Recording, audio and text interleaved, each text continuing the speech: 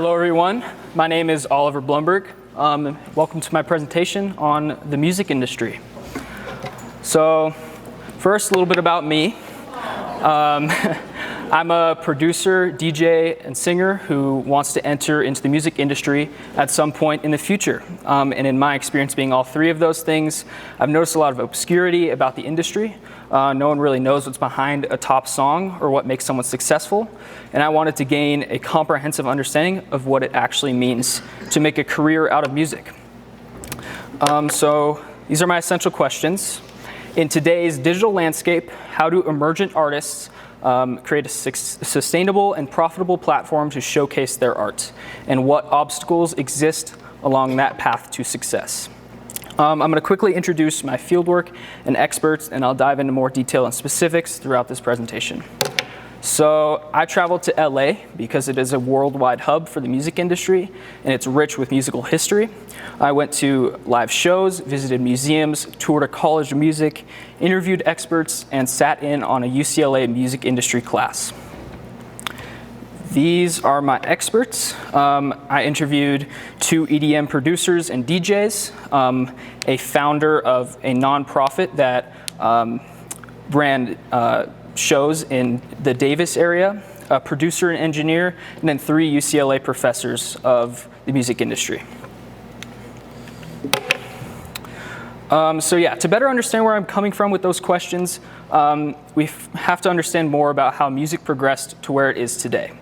For this entire next section, UCLA professor Robert Fink helped me with the information. So yeah, let's wind back time to the physical recorded music era. During this time, music is consumed through vinyls, CDs, cassettes, etc. Money flows directly from the consumer to the artist based on how many records you sell. During this time, connections mattered the most. If you had contacts with radios, record labels, record stores, already successful people in the industry, you could get your music heard and make money.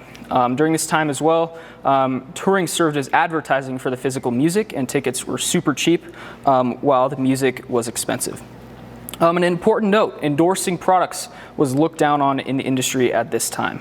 So the main idea of this section is that the main source of income for the artist was the physical music sales. And then yeah, the Napster era.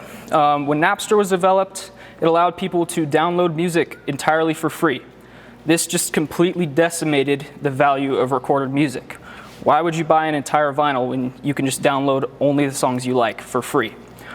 So because of this, the industry took a huge nosedive and artists had to shift. For large artists, the money moved from their music to touring. Concert prices skyrocketed. They were selling an experience rather than their music. For medium to low popularity artists, this wasn't a consistent option as you needed a fan base to show up to shows.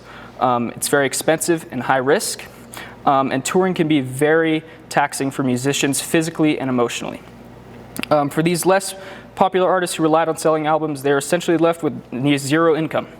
Some middle to low class musicians were able to survive on touring, merch, sync licensing, and other roles in the music industry, but a majority took on day jobs or left music entirely. And turned music into a hobbyist thing. So basically, the middle class in music totally disappeared. And the only reason we progressed from this time period was because Metallica and Dr. Dre sued Napster for copyright infringement and unauthorized sharing of music. So that's where we move into the streaming era, which is how we consume music today. All this means is you get all music ever, all the time for a flat fee. Money is collected by the platforms from subscriptions and ad revenue, and they decide how to distribute it. Main problem with this system is extremely low payouts in general. They are a tiny fraction of what they were in the physical music era. Also, there's a big issue with equality. Money is distributed exponentially to how popular you are as an artist, meaning payouts from streaming platforms are very top-heavy. Even people who have millions of streams on their songs aren't even close to making a living, while big artists are getting paid more than what they should receive. It's a winner-takes-all system, and essentially a few artists make huge money. Most artists make little to nothing from these platforms. So yeah, the main takeaways from this progression, while the move to streaming over time has allowed for access to music for everyone, the move to streaming platforms over time has devalued music as a product, removed the middle class from the music industry, worsened success inequality, and shifted power away from artists toward platforms and corporations. And I quickly want to highlight a solution to the inequality issue that is in streaming. And that's if streaming platforms distributed your money directly to the artists that you listen to. This is the intuitive way. This is the way it should be. An example is, imagine you only listen to 2 artists over a year. For one artist, you listen to a song 600 times and the other 400 times. After the streaming platform takes its cut of your money, 60% will go to artist 1 and 40% of it will go to artist 2. This is what should be happening. Platforms don't want to do this and won't do this because they don't have to. And it would benefit them less than the current model. This is a classic example of greed in the face of the thousands of lives. Implementing this solution would make easier. So if artists aren't making any money from streaming, how are they making money? It has come to a point where music is essentially an advertisement for everything around the music. That means live shows, merchandise, brand deals, sync licensing. Another way artists work around these low streaming payouts is by creating direct-to-consumer revenue streams, such as Patreon or fan clubs, where listeners can pay extra for behind-the-scenes content, early song releases, song variations, and early access to live show tickets. Still, to be able to do all of this, you need to be a very popular artist. Again, the middle class has fallen out of the industry, so you're either making zero money or you've made it as a musician. So how are artists making it in the industry today? So I identified 2 main ideas about this topic, and it's social media and networking.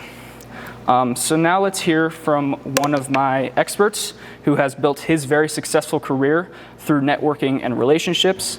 He's a mixer, and for those who don't know, audio mixing in music is the process of combining, balancing, and enhancing different elements of a song into a cohesive final product, and it's gig-based. His career has been very successful, and he basically built it through relationships, as you see by this quote here. He's mixed huge songs. He's been nominated for a Grammy 15 times, won 2 Grammys, and worked with huge artists like Kehlani, A$AP Rocky, Khaled, Roddy Ricch, Demi Lovato, Kyle, and a ton more. So yeah, and then let's hear from another one of my experts. This guy is Daniel Allen, and his story is wildly different. He essentially brute forced his way into the industry utilizing social media. He has essentially, because of his use of social media, he has grown to high levels of popularity. And so, yeah. The other struggles of this social media dependent musical path today that weren't mentioned in that, financial instability early on. Again, with the streaming platforms, you're essentially making no money from your music, even if you're getting a good amount of streams. And then, yeah, you have to stand out in a very oversaturated space. The barriers to entry are lower than they've ever been, and that means that anyone can be a musician, anyone can post on social media. So you have to learn how to stand out in a space full of people trying to do the exact same thing. And mental exhaustion from like having no results from your music can be real, and losing wholly your passion why you started can be very difficult. So essentially you have to do a huge amount of work for a long time with little to no reward, and risk that you'll never make it while constantly putting yourself out there. So yeah, to add to this, there's a recent technological development that sparked significant backlash and concern among musicians and across the music industry, AI. And for those who don't know, yes, AI can make music, and it can make it scarily well. But what are the implications to artists and other people in the industry? So AI is already replacing low-level and entry-level jobs in the industry. Roles like mixing and mastering, recording engineers, background music, and advertisement music is already being replaced by AI. This is not good, and I can understand how someone might look at that and think that in the future, AI will totally consume the musical space. However, I don't think this is the case. Let's look at an example from the past. This here is the Roland TR-808 drum machine. The purpose of this creation was to replace real drummers. Did it replace real drummers? No, absolutely not. However, it did create the 808 as we know it today, which for those who don't know, is the bass sound that we hear in almost every hip-hop song today. This sound was created by using this technology that was intended to replace drummers and using it in creative and innovative ways, and it helped create an entire modern genre of music. So I predict that something similar will happen with AI. It won't replace, rather it will make the musical process more efficient for artists and move the musical space forward to places we haven't ever seen before. And I honestly think that's really exciting. So on my fieldwork, I visited world-renowned music school Musicians Institute and discovered there that they have an AI music production course. I was intrigued and excited that the music education world is adapting to AI rather than trying to avoid it completely. Teaching students how to navigate this tool that is perceived as threatening to the future of music shows an incredible progressiveness and openness to change that I think is incredibly necessary for this rapidly advancing time in human history. And that's the course description.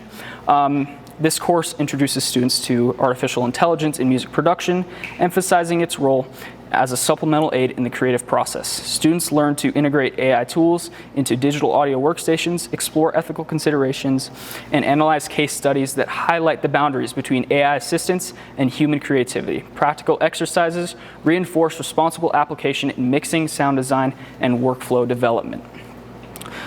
So yeah, I believe that therein lies the proper approach to AI, not only in the music realm, but in society as a whole. AI isn't going away. We need to learn how to navigate it. So that leads me into my essential answers. So to recap, in today's digital landscape, how do emergent artists create a sustainable and profitable platform to showcase their art? Through my research, I identified this answer. In today's digital landscape, artists build careers by turning their music into the center of a larger ecosystem where great songs, clear identity, consistent content, and real fan relationships, live performance, ownership, and multiple income streams all work together. So artists today, they have to be excellent musicians, they have to be constant content creators, they have to be compelling personalities, they have to be marketers, networkers, and business operators.